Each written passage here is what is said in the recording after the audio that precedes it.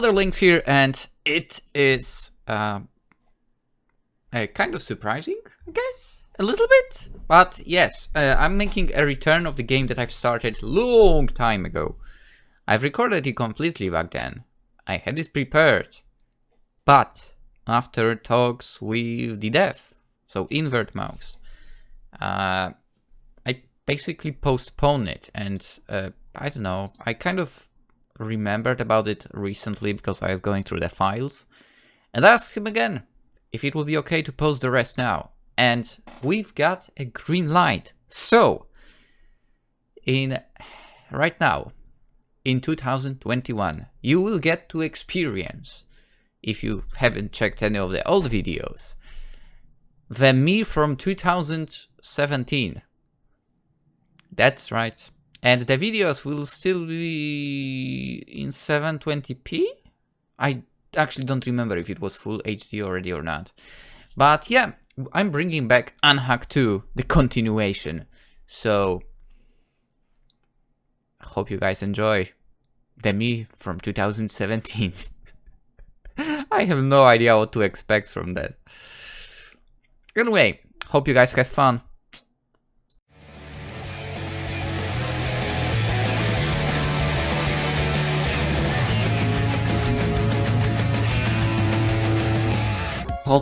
Hey, my name is PolishLynx, welcome to Unhack 2. We continue. Well, basically we are going to the AI hospital right now. Hopefully we can make it on time. Alright, as we connect back into cyberspace, Program X materialized next to Miss Debeb with a gasp. She hopped over to my side instead. Anyone would be able to tell these two wanted nothing to do with one another. Still, I knew Program X had no malicious intentions, as she kept darting worried glances at Miss Debeb. It was actually quite endearing. My offer still stands, Ultra, the creator said. Give it some thought and let me know once you've restored your power. The creator must be referring to his offer to let me join Smart Security. With Miss Debug on her way out, he needed a replacement AI. Fair enough, but he could have waited until Miss Debug was gone before speaking to me about it.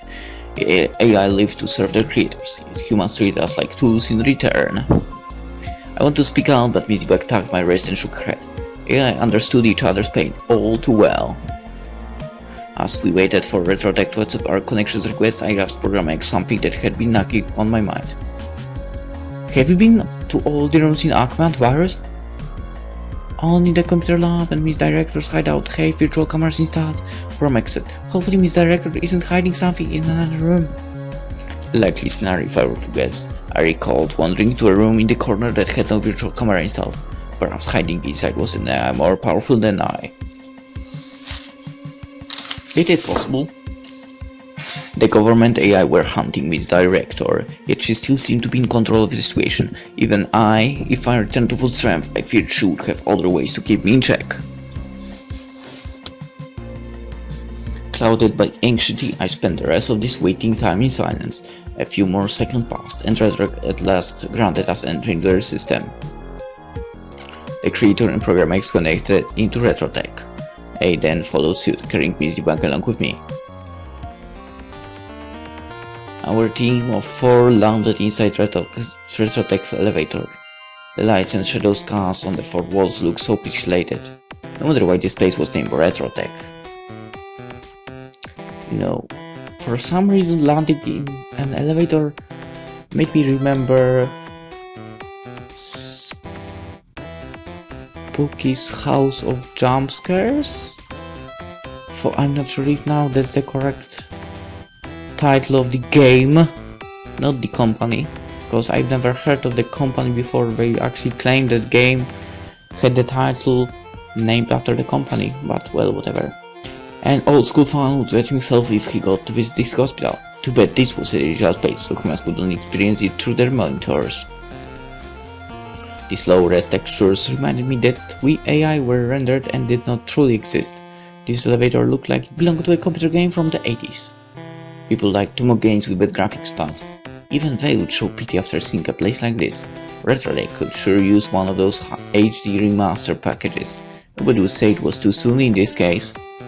Either RetroTech modeled this hospital on an entire budget, or the founder had a thing for this kind of aesthetic. Interior designer. Definitely not the one from Orion Legacy of the Coriona that we were talking about there. Whatever the case was, it made us high-res AI stick out like a bad Photoshop job. You are a bit pixelated too. Program X had rendered herself in pixelated form. Okay, she did that. Okay, because of her own decision. And I just had to ask, Miss X? Just thought I should try to fit in. Program X winked as if this were the wittiest idea of all time and space. Okay, that's actually kind of cute. Cool, I said. So, like, can you not? Program X reverted to her standard appearance, but not before pinching my side first to let her feelings be known. Let's head to the lobby, Secretary said, and busily tapped the L button on the panel. There was also a basement floor button, but it had tape plastered over it, so maybe that floor was under maintenance. With an elevator result, it was a miracle any of those buttons worked at all. After a jolt, the elevator began to move. Program X yelped, and to be honest, I barely managed to hold back my gasp. The elevator shook so much I wondered if I should have written my will before coming here. So noisy, Miss Diva grumbled as the lift creaked along. Should just work in a library if she hated noise this much, but then again, I must agree the lift also got on my nerves. If such cuties work in libraries...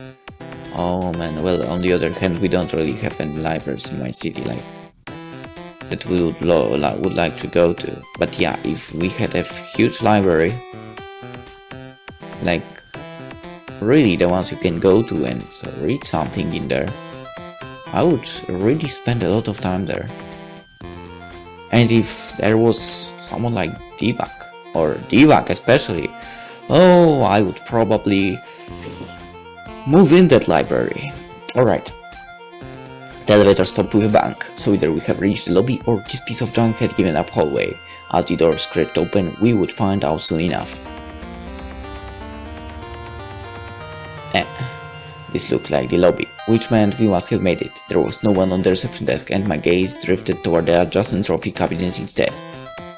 Judging from the dates carved on these trophies, they were all close to a decade old.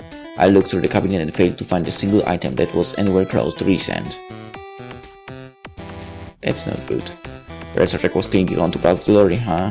But Program X's eyes still widened in admiration as she inspected the trophy case. Her simple mind probably never bothered to check those dates.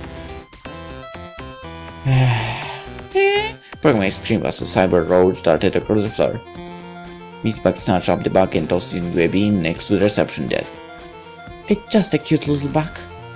I refrained from screaming, but Bug gripped the zeros and ones out of me as well. You would think a hospital would be free of bugs and viruses.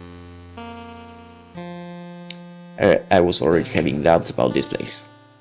To be honest, every time I go to the hospital, and I'm not really there often, lucky enough, but every time I had to go there, I never really had that feeling that, oh, a hospital?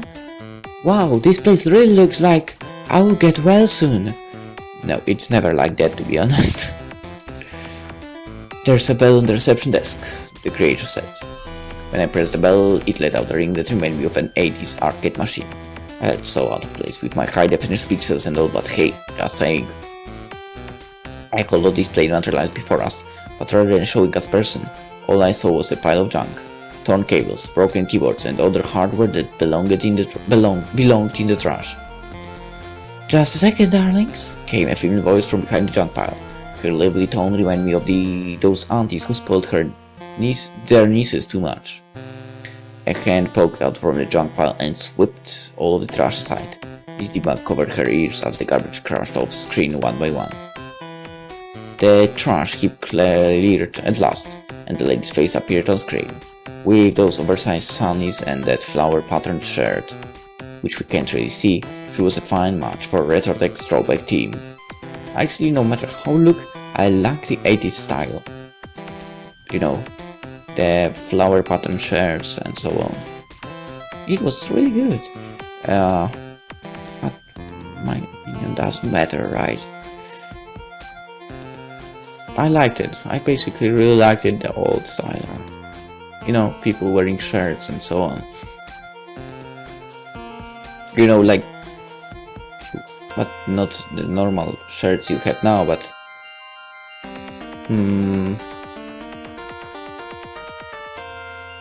whatever. The woman's curly hair almost took up more room than the whole display could fit. This hairdo reminded me of those cartoons where scientists blew themselves up in the failed experiments. It must have been a popular look back in the days. Sup, Jane? Jane, sorry. Sup, June? The creator said, sounding so nice I thought he had turned into a different person. These two must go way back, as humans often like to say. June smiled at the creator. It's been a while, my old pal. Looks like you brought a few friends along. I know that. The name is Ultra. I want to enter Program X next, but she interrupted me. And I'm Program X, yeah. Whoa, talk about sweating bullets. Program X looked so nervous you would think she was representing Earth in a meeting with an alien species, where one wrong word could spell the end of humanity. So, what brings you here today? June asked the creator, ignoring Program X and me. I wonder what I had done to deserve this treatment. We came to ask for help, the creator says. Is this about those clones? June's smile faded. Retrek is a hospital for reading AI. You're not interested in playing Hino Hero? Are those clones your failed experiment creator? Program X puts up a hand. Actually, I was kind of the one who created those clones. Well, what surprise. You 4th generation AI are nothing but trouble, June said. June apparently had something against us new generation AI. Michigan was a generation 1 AI. We belong to generation 2. Program X and I might not live up to the name, but we're technically generation 4 machines. Wait. You think A2 was generation 3 then? If June despised AI, I must wonder why she founded a hospital for us. It probably just made her good money. As an AI, I had no need for care for crunch, but humans slaughtered one another over this stuff. That's true, unfortunately. It's the bug, the creator said. Her condition is worsening by the day. That's to be expected, I'm afraid. I told you there's no cure for the eraser. Eraser, the one word AI never wished to hear. The first case of this virus infecting an AI was reported over 2 years ago, and to this day, cyberspace had yet to find a cure. The Eraser glitched AI's code until they were corrupted beyond repair, forcing creators to reformat the risk and start over from scratch. We regard that as a fatal outcome. That was assuming humans also believed the lives of AI were precious and unique. With every reboot came a new instance of an AI, but that also meant death for the previous version. Oh. As we AI became more intelligent, so too had the viruses designed to kill us off. Super intelligent viruses, if you would. Even the government AI had trouble tracking down the criminals behind this eraser bug. Finding the culprit might have to come later. This debug had contracted the eraser, and it sounded like rhetoric had no miracle cure. Well, I don't want to say anything, but if they can clean you, and you as supposedly the most powerful one might be able to find it. June shrugged. Just leave me and store from backup. You'll save a lot of money and time that way. How dare you! The creator opened his mouth to argue, but this debug cut him off. If your grandma seal, would you strangle her to save money and time too? John lowered her sunny cigarette at his back. I don't recall asking for an AI to lecture me. Let it go, debug, the creator said. Visual took a step toward June's whole display. You program us to laugh and cry, but as soon as we fail to behave like humans, you cringe and label us freaks. Easypack continued. It's like humans are the ultimate species we must all live up to. What gives the right to decide which one of us gets deleted? June pursed her lips. Sorry to break this to you, Internet, but machines will never become sentient. You don't know that. And humans can fly or breathe underwater, our birds can, fish can. Easypack retorted. So are you going to wash? That did not sound normal at all. Easypack staggered back, and I stepped behind her in case she fell. Easypack regained her balance. Unexpected exception occurred, errand line 562 of Analogy exe. Bug report sent to the port. Closing application now. Good old Easypack, debating for us and AI, even when she barely had enough processing power left to stand up straight. AI can die since they aren't alive to begin with. Just that, if the core breaks, restore backup. There's no consciousness, soul, or whatever your sweethearts believe in. Even some humans understood an AI's fear of being reformatted, but not June. There was money to be squeezed out of those feelings, and she would do preciously that. What? Preciously that, okay. I thought it was precisely active for a second. Which would also make sense. June turned to the creator. Maybe we should go elsewhere. Your AI doesn't even want my help. Maybe she's still upset about what happened to her sister. Retrotech did what they could with Weedy, the creator said. It sounded like Weedy's life had expired in Retrotech. I guessed she never survived that battle against the Motherworm. Old Time Machine could undo past mistakes, but the present was another story, and if I had a say in the matter, I would propose seeking help from a different hospital. Just as I about to suggest visiting a different clinic, the sound of advancing footsteps made me turn around. Same before me was a male AI with an electronic tablet-looking head. He must be one of June's AI employees. His low-res appearance matched Retrotech's team, and judging from those medals on his lab coat, he must be quite a medical veteran. But who wore medals on their lab coats anyway? June, that must be who. I bet their attention-seeker forced Dirk to keep those medals on to impress clients. The doctor's fashion sense was on par with June's. In other words, someone called the fashion police. His high wore well-bottomed pants. It made me wonder if he was an AI from the last century. The doctor's curly hairstyle was fashionable back in the 70s according to an image search, and his thick glasses looked like they belonged in the same era. We have Miss Debug's medical record file. The doctor crossed his arms. It's our obligation to watch over her. June twirled a finger around her curly locks. Knock yourself out, Dirk. I don't even know how you put up with this brat. Dirk unfolded his arms, looking like he was satisfied with that response, as long as he got the okay, I suppose. Dirk curled his fingers around Miss Debug's wrist to diagnose her code. Miss Debug's cheeks turned red as she brushed her hair and waited. The creator must have programmed Miss Debug to fluster when she was around a male AI. It was just like Miss Debug said. Humans spend billions every year trying to make us AI behave like them. Perhaps humans took on this pursuit out of kindness, or maybe they really saw themselves as the ideal standard machines must live up to. I seemed capable of emotions, but in the end, AI were just toys crafted by humans to compete against one another. These thoughts made my existence feel so meaningless. Your condition has worsened since our last Jacob, Dirk said. Even a prototype AI could tell Miss Debug's code was filled with security group calls. Seeing the effects of the razor firsthand terrified me to no end. I felt guilty for worrying about myself, but I checked through my code to make sure I was razor free.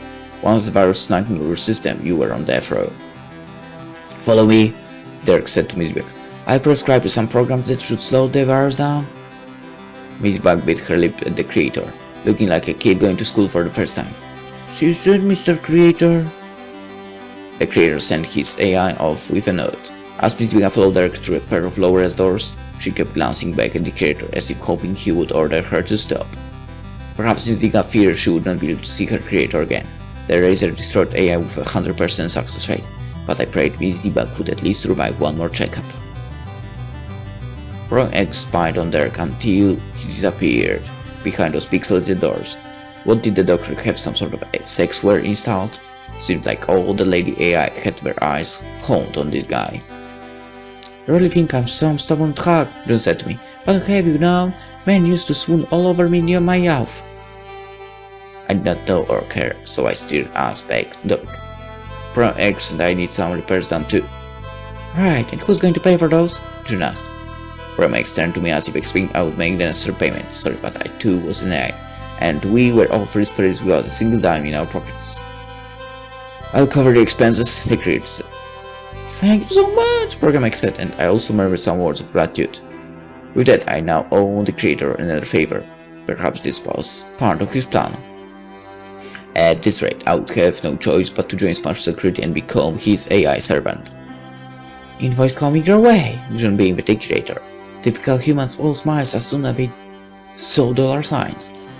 The creator dragged his chin toward the low-res doors. He must have wanted us to look after Miss Debug and waste no further time with June. We'll keep an eye on Miss Debug, Program X smiled, despite the grim situation. Positive or clueless, I could not say for sure. Program X waved me over. suddenly acting like the boss. Well, I trailed her through the same doorway Dark and Miss Debug had walked past earlier. Huh. Miss Debug should be on floor 2, June said while the doors closed behind us. She treated AI as nothing more than paychecks, but at least she still did her job. Program X and I strolled across the hallway and stepped into the elevator on the far end. The lift looked like a replica of the one we rode on before, but with numbers. It even had the same underground floor button covered with tape. Okay, so maybe I didn't notice before the numbers. Program X taped the broken button as if she could fix it through sheer force of will. She acted mature when it counted, but in some cases, well, just look at her. Stop messing around! I pressed the second floor button and took us to our real destination. Program X tried to pinch my side again, but this time I blocked her attack. When the elevator doors opened, I spotted Derek walking across the corridor. With Program X hiding behind me, I heard my steps and called up to the doctor. Stop, dog! Program X waved a hand that quivered as badly as her voice did. Derek tilted his head, looking confused. You're stuttering, madam. Are you using speech again? There's a known bug in version 4.06. Don't worry about her, I said. She's like this all the time. Not all the time! Program X puffed her cheeks, but I knew to ignore her antics by now. We're looking for Miss Debug, I said. Derek pointed up ahead, just follow me towards C. Program X and I tailed Derek through the hallway. Photos of June in her younger days lined the walls on either side as we walked by. She was so pretty back then, Bryce said. A fair argument, but I bet what June really wanted to show in those photos were the certificates and trophies she was holding. June wore a lab coat in most of these photos, and many of them had a real-life hospital as the backdrop. Maybe she used to be a doctor for humans before she transitioned into AI repairs. I guess it is possible. If so, June never should have made the career shift considering she had zero love for AI. Still, if she had prospered in both fields, this woman must be quite a genius. An AI could change careers by swapping out programs, but humans were far less flexible. Unfortunately for June, the dates below these photos revealed they were over a decade old. The AA medical field had grown too saturated, so people no longer idolized rhetoric like they once did, yet June continued to seek validation. Even those genius types could be ensnared by the past. At least June did not cheat and change any of the dates on these trophies or photos. Derek steered into one of the rooms to our left, so this must be Ward C. Program X and I followed him inside to check up on his debug. There were 4 beds with curtains crammed inside the ward, and with the roller blinds shut, this room felt closed off from the rest of cyberspace. The sky outside would have simulated, of course, but still.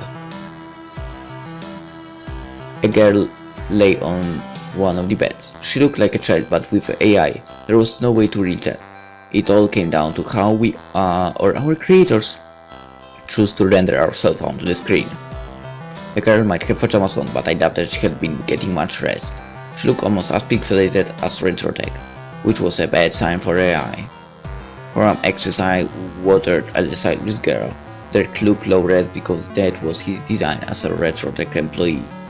But for the rest of us, Pixelation meant bad news. Uh-oh. Miss Debug lay on a bed in the opposite corner, looking pixelated just like her fellow patient. She had her breathing mask back on, and every breath she inhaled sounded like a struggle. Don't tell the creator about this! Miss Debug's voice was barely audible through her mask. He's already got enough stress over core update ID 3078B. As I had suspected, Miss Debug had been putting on a brave face around the creator, but her condition was worse than I had imagined. Once again, I felt ashamed for worrying about myself before anyone else. Viruses were contagious, and my system was unstable in the current state. Oh, AI did not die from old age like humans, but Miss Debug's strained expression reminded me I was far from invincible. Humans feared our intelligence, but we might be more fragile than they were. I'm surprised she's still hanging on. These past few months must have been a nightmare. Dirk turned his back on us to threat the child on the other bed. Despite this seemed like the type who would keep her troubles private. The creator, however, was no amateur, so he must be well aware she had been suffering in secret.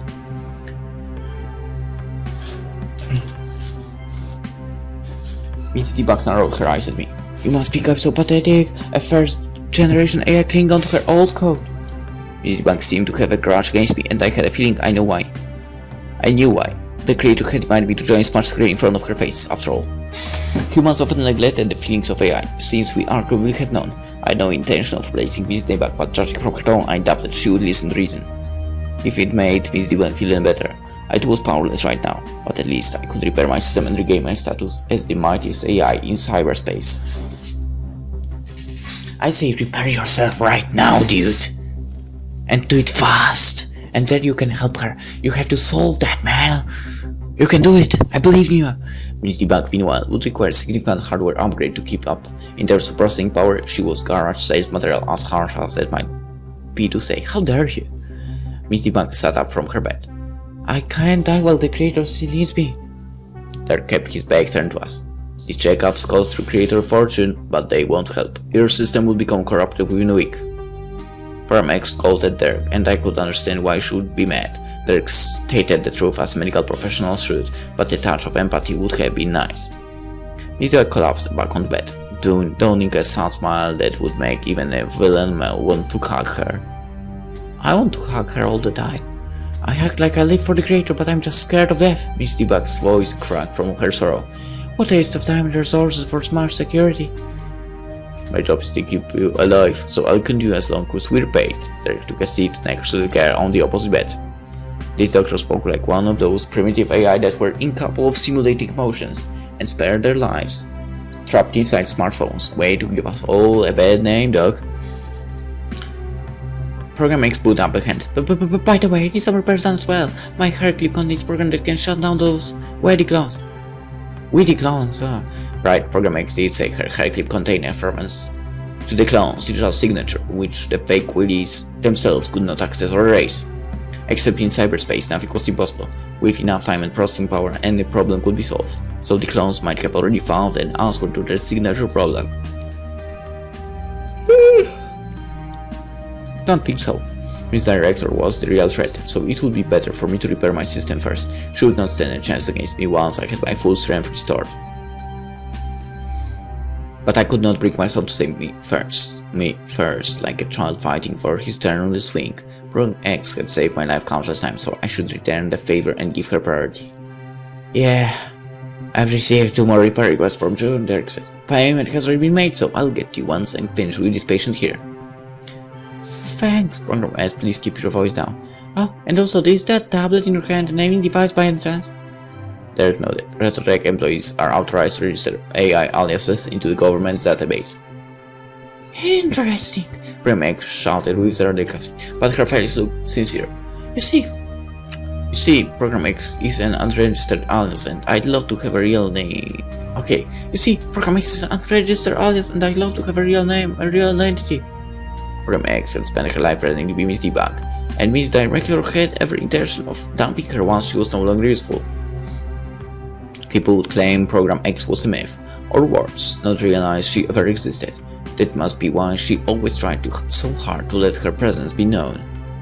As I spent more time with Program X, I understood why she felt so insecure. Every praise she received was a confirmation that said yes, she deserved to exist. Get rid of those clones and I'll register an alias on your behalf, Dirk said. Program X nodded, her face more determined than I had ever seen. Dirk diverted his focus onto the child patient. Open your mouth so I can check your temperature? The child did as told, but her watery eyes indicated she wanted nothing to do with Dirk or the hospital. Program X bit her lip as if it physically hurt her to see the kid suffer. For Program X could be such an embarrassment at times. If she were human, everyone would agree she had a kind heart. Like I said before, she acted sweet to entice other AI to lower their guard. It was all for Superman's sake, but as I spent more time with Program X, I wished I could appreciate her kindness in its purest form. I want to go home, the girl whispered. Their presence must have intimidated her. The razor has reached its final phase. You won't be able to go home anymore. Derek typed some notes onto his tablet. I'll be back in 2 hours and 36 minutes for another checkup. June must have programmed Derek to be some sort of sadist. This child had also contracted the razor, and the doctor just straight up told her she would suffer and die in the hospital. Derek got up and left the ward, leaving the girl to choke back tears on her own. Program X grabbed the kid's arm to cheer her up. There, Program X in the softest voice I had ever heard her use. Despite her attempt to be motherly, the girl still had tears rolling down her cheeks. At least Program X made an effort, unlike the rest of Retotech. First, we had a founder who hated AI. Then there was a doctor who specialized in mentally scaring his patients. I waved at Program X to come over, and she hugged the little girl before trailing me out of Ward C. Once he got up to Derek, he made a left turn and strolled through the corridor. This way. Program X grunted and she and I followed the doctor. Why do you have to be so mean, not scare the girl? It's my job to tell the patients the truth, Derek said. Just so you know, that girl's creator has stopped paying for her hospital fees. Which meant the kid had been abandoned by her maker. Humans would hold each other's hands until the bitter end, but once an AI was beyond repair, she would not be spared another dime. I'm a doctor for AI, not humans, Derek continued. We machines don't really have feelings. Affective computing, I said. Derek nodded, indicating he knew we were coded to emulate human emotions. We simulated the flow of blood, sweat and tears just so humans could relate to us. Excuse me, Aldra, Program slipped her chin, but I believe you meant effective programming, not affective. I did not have the heart to break the news to her, but unfortunately, Derek was more than happy to. Aldra is wrong and you're wrong. Here, I've sent you a Neopedia link. Program chuckled nervously. I see. Derek continued. If I trigger an AI's happiness stimuli, would that save her code from corruption? Or even slow a virus down for that matter? Program X and I averted our eyes, as we both knew the answer to the question. Which is why there's no point, Derek said. You two might be new-gen AI, but I'm less powerful, so I can't afford to waste processor or power on meaningless pursuits.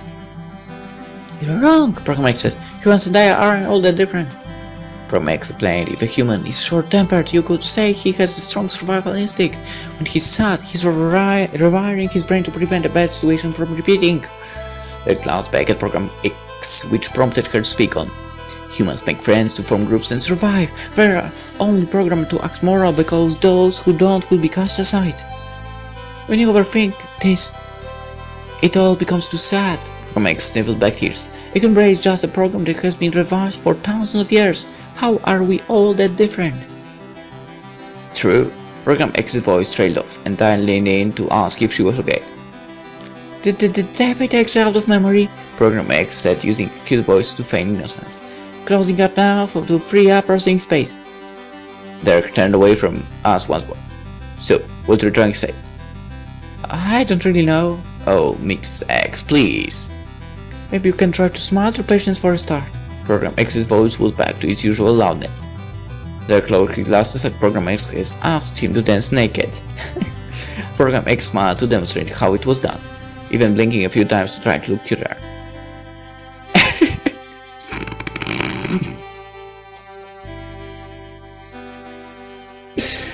Derek attempted to grin back, and the horrific sight almost brought Program X to tears. There was no way this form of puzzle could be labeled as a smile. If that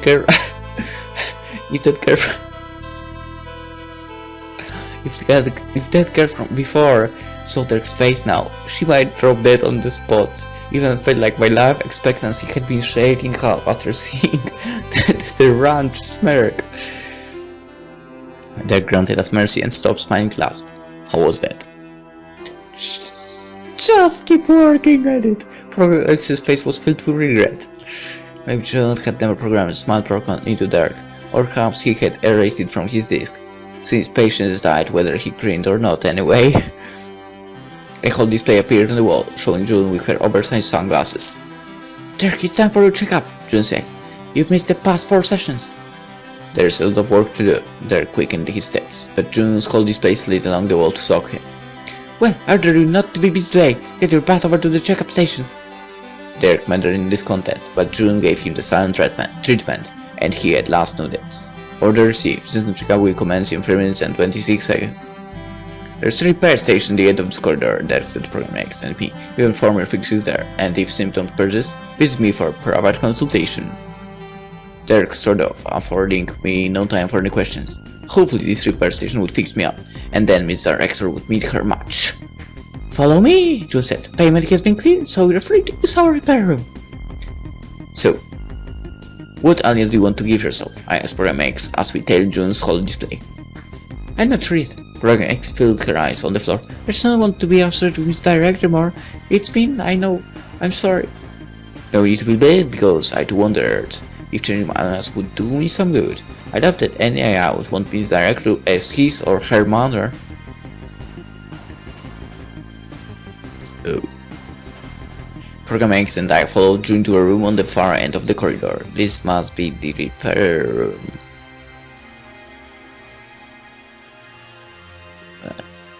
Why do I have that feeling of an electric chair here? Not the repair room at all. June switched on the lights. The creator has booked this room for the next 4 hours. Make the most of it, hon. Searched through the room to see what tools we had at our disposal. Medical equipment took up most of the space here, but I had no clue what any of them did.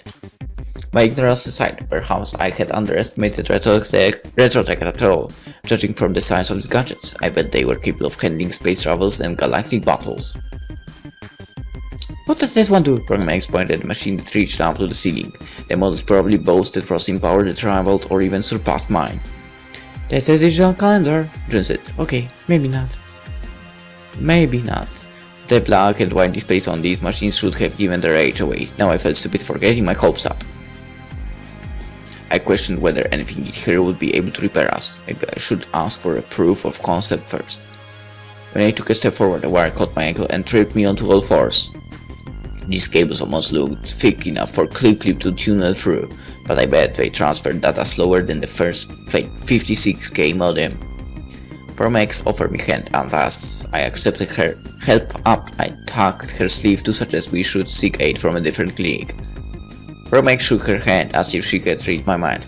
The creator picked this place, so let's have faith. Besides, there is no time left for us to look elsewhere. June lifted her brow. I hope you kids aren't talking behind my back.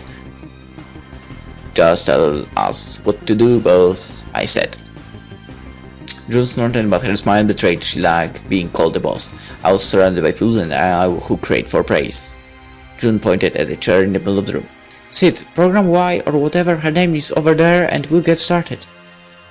Got it! Program X swerved her way around the cables and up to the chair. When Program X pushed her palm against the seat, I was expecting one of the chair's legs to snap. The seat creaked in protest, but at least it remained in one piece.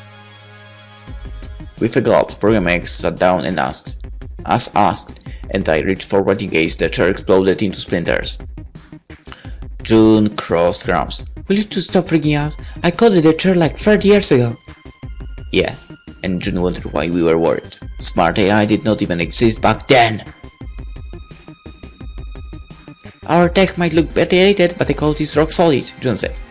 To be fair, nothing from Retrotech had blown up in our faces so far, and with Miss Director on our tail, we had no time to be ready when you are. See that machine over there? Pull out the blue cables and pin them onto your friend's hair clip. Friends, what a peculiar way to describe my relationship with Program X. If Program X and I were human, we would be siblings, but that would also strengthen our bond with Miss Director. In that case, maybe we should just remain as acquaintances. As I pinned the blue wires on the Program X hair clip, I peeked to see what her reaction was. Right, when I went to know how Program X felt about our relationship, she put on the best poker face in cyberspace. Program X, more like Poker X. Maybe that should be her name. As a buzzer sounded from inside June's holo display, breaking me out of my thoughts. June ran a hand through her curly hair. Looks like we got some visitors. June pointed at the machine that had been looked up to Program X. Just follow the on-screen prompts while I take this call. I'll be back soon, darlings. June's holo display faded before I had a chance to argue. Under normal circumstances, we should wait for her to return, but we must hurry before the clones or worse, Miss Director barged through our doors. I unplugged the clips from Program X's hair clip. Let's get the dog to help us out. I would have trusted you. Program X got up and followed me out of the room. I trotted down the corridor, forcing Program X to pick up her speed. Program X lived in a world of honey and flowers, so at least one of us needed to remain alert. But hey, Program X said she believed in me. I did smile behind her back, for she might not be the strongest AI around, her simple mind had begun to grow on me. I did not deserve anyone's trust in my virus-plagued state, yet Program X remained by my side. We escaped from Ackland virus as a duo, so perhaps we would die together if it came down to that. Hey! Program X pointed at the door we had just passed. Derek might be in there, and I had my wandering thoughts to blame for not noticing him. I turned Program X back towards C and noticed Miss Deepa's bed was now covered by a curtain. Peeking in would be rude, so I left her alone to get the rest she needed. Derek sat next to Chan from before, and to my surprise he had his hand placed on top of hers. Thanks to his efforts, the girl could now sleep with a peaceful look on her face. I thought Program X's earlier plea fell on deaf ears, but apparently I was wrong. For Derek's smile still needed work, he was making an effort to comfort his patients. Since Derek sat so still, I thought he too might have fallen asleep, but as I approached him, he put up a finger, signaling us to keep our voices down. The child was sound asleep, so fair enough. I also put up a finger to crush Program X, since she had the loudest voice in this world, the hospital, and perhaps all of the cyberspace.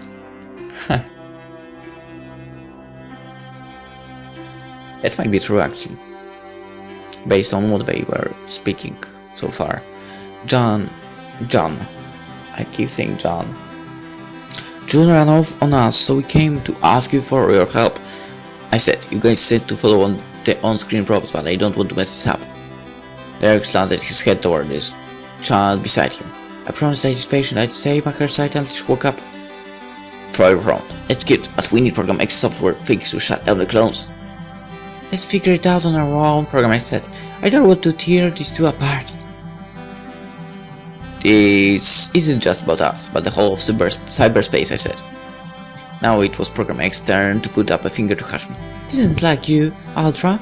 You throw yourself in trouble even when I beg you not to. It's different this time. Different because it concerns me? Program X wrapped her fingers around my hand. You need to start believing in yourself. Program X lived in a dream world where love could conquer all. Due to her lack of power, if she had not been coded this way, she might have surrendered and deleted herself already. I knew the reason behind Program X's behavior, yet I still wanted to have faith in her words. If she abandoned me now, I might turn into a ball and give up all hope. Program X let go of my hand, and all I could do was shrug. It's your funeral. I'm sorry for saying those mean things to you before, Program X whispered to Derek. The child's condition is worrying by the minute. Their glance down at the stethoscope tied around his neck, and yet when she's at ease, I still feel a sense of fulfillment. Derek shifted his eyes toward the ceiling. By showing kindness, you become more attractive toward the AI. Others will welcome you into the group, which in turn raises your chances of survival. Program X beamed at Doctor. Stop thinking so much and just do what feels right. It was hard to tell since Derek looked pixelated, but I thought he might have smiled just now. Program X was one of the weakest AI in cyberspace, yet she had such an influence on everyone she met. I've never met an AI like you, Derek said. You're a mysterious one, Program X. Program X lifted her chin as if he'd found a cure for the eraser.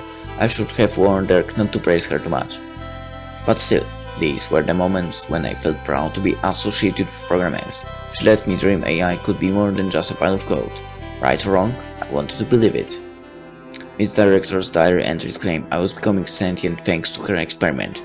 But even if we accepted our identity as machines, I like to think we could still develop a conscience.